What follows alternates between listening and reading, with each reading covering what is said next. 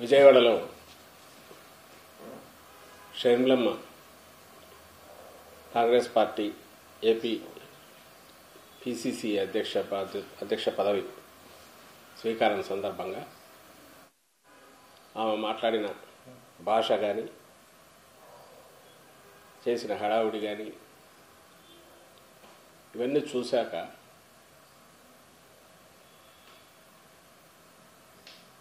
ఆమె కుటుంబానికి వైఎస్ఆర్ కుటుంబానికి సన్నిహితులుగా అలాగే ఈరోజు వైఎస్ఆర్ కాంగ్రెస్ రూపంలో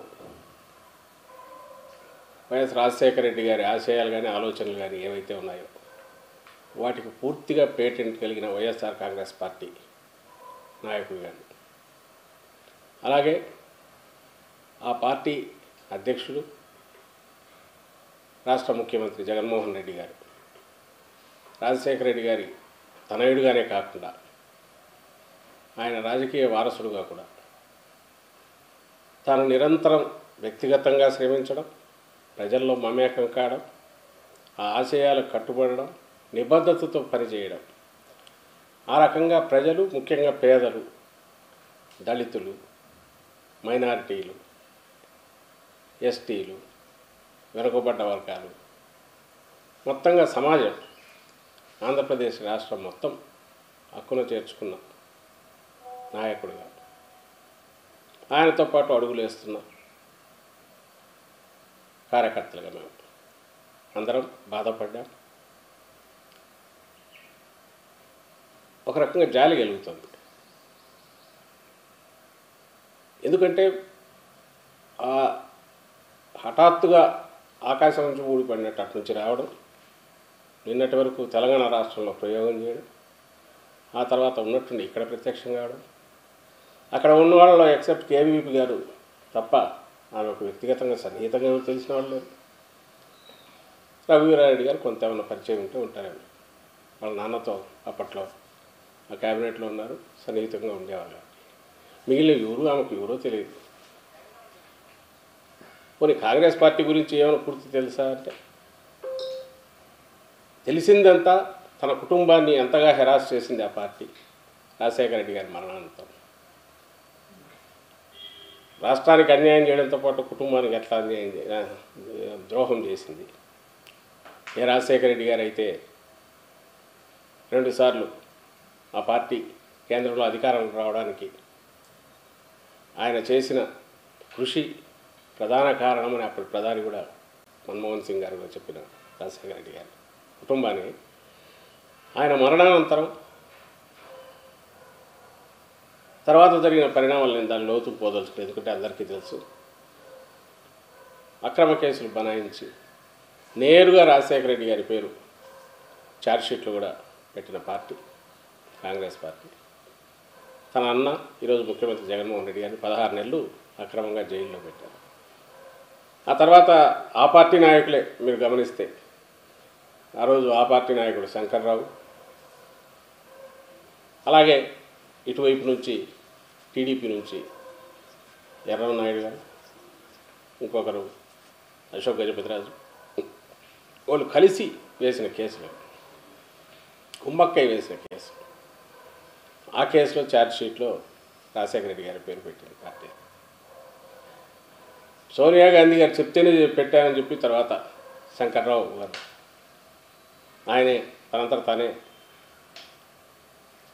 మీడియాతో కూడా చెప్పారు. అలాగే తర్వాత ఇప్పుడు ఆ పార్టీ నుంచి బయటకు వచ్చినట్టున్నారు గులాం నబీ ఆజాద్ గారు. ఆయన కూడా జగన్మోహన్ రెడ్డి గారు మాట విని ఉంటే ఈ కేసులు పెట్టేవాళ్ళం కాదు, ఇలాంటి తప్పు ఇవన్నీ అక్రమ కేసులు మాట విని ఉంటే ఇంకో రకంగా ఉండేవారు అని ఆయన చెప్తారు. ఆ పార్టీ గురించి చెప్తే అది పెద్ద పురాణం. రాష్ట్రంలో ఇప్పుడు ఉనికి లేని పార్టీ కాంగ్రెస్ పార్టీ. ఈరోజు ఉన్నట్టుండి ఆయన వచ్చి అక్కడ కొద్దిమంది చేరిన దగ్గర హఠాత్తుగా ఆవేశంగా ఒక్కసారిగా భాష యాస కూడా మార్చి గత 10 ఏళ్లలో రాష్ట్రానికి ఎంత అన్యాయం జరిగిందో ముక్కున బట్టి వరుసపెట్టి తనకు తోచినవి చంద్రబాబు నాయుడు రోజు ఏ డైలాగులు చెప్తాడో అవే మాట్లాడతాడు. ఇంకా జాలి గెలక్క ఏమవుతుంది. మేము అడిగేది 2-3 ప్రశ్నలు ఇక్కడ వస్తాయి. మామూలుగా అయితే దీనికి ఆన్సర్ ఇవ్వాల్సిన అవసరం లేదు. కానీ ఒక రాంగ్ సిగ్నల్స్, ఆమె వైఎస్ రాజశేఖర రెడ్డి గారి కూతురు కావడం, ఆ కుటుంబానికి ముఖ్యమంత్రి గారి సహోదరి కావడం,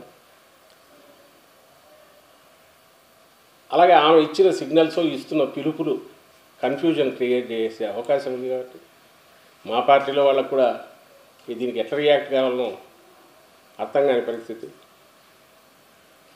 ఎందుకంటే ఒకప్పుడు ఆ కుటుంబ సభ్యురాలుగా తన అన్నకు సపోర్ట్ అవసరమైనప్పుడు ఆమె కూడా పార్టీ దీంట్లో పార్టిసిపేట్ చేసిన నాయకురాలుగా అప్పుడు ఉండేవాళ్ళు. కాబట్టి సహజంగానే ఏమైనా మాట్లాడాలన్నా కూడా హెసిటేట్ చేశారు. కానీ ఆమె మాత్రం నేరుగా జగన్ రెడ్డి అన్నారు, నీ ఎంత అన్నారు. నేను రాజకీయ ప్లాట్ఫామ్ మీద నుంచి దిగిన తర్వాత ఈ పాత్రలో నేనేం మాట్లాడాలో అవి మాట్లాడుతున్నానంటే మాట్లాడాను. ఇప్పుడు 2-3 క్వశ్చన్లు వస్తాయి, అందుకోసం సమాధానం కొంచెం చెప్పాల్సి వస్తుంది. షర్మిలమ్మ నిన్నటి వరకు తెలంగాణలో ఏం చేశారు 3 ఏళ్ళు? అక్కడ నుంచి ఇప్పుడు హఠాత్తుగా ఇటువైపు ఎందుకు వచ్చారు? తెలంగాణలో కాంగ్రెస్ ఉంది కదా, అక్కడ ఎందుకు చేయలేకపోయారు? అక్కడ నుంచి ఇక్కడికి ఉన్నటువంటి డెప్యుటేషన్ లాగా ఉన్నట్టు హఠాత్తుగా ఇక్కడికి రావడం ఎందుకు?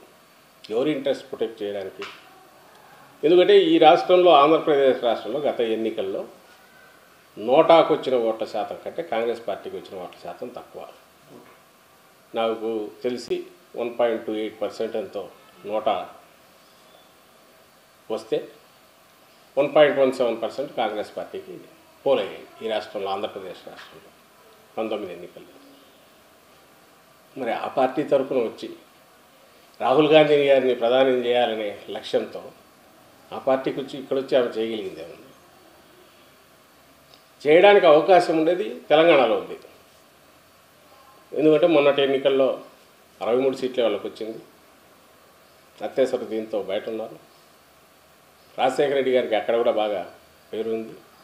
ఆ రాజశేఖర రెడ్డి గారి పేరు కాంగ్రెస్ నాయకులు కూడా అక్కడ యథేచ్ఛగా వాడుకున్నారు మన ఎన్నికల్లో. షర్మిలమ్మ ఏకంగా అక్కడ పార్టీని పెట్టి 3 ఏళ్ళు నడిపారు. కాబట్టి అక్కడికి వెళ్ళి దానికి ఏదో వేణీళ్ళకు చల్లనట్టం కొంచెం తన పలుకు కూడా ఉపయోగించి తిరిగితే రాహుల్ గాంధీ గారిని ప్రధాని చేయడానికి మనం పనికొచ్చేదేమో తెలియదు.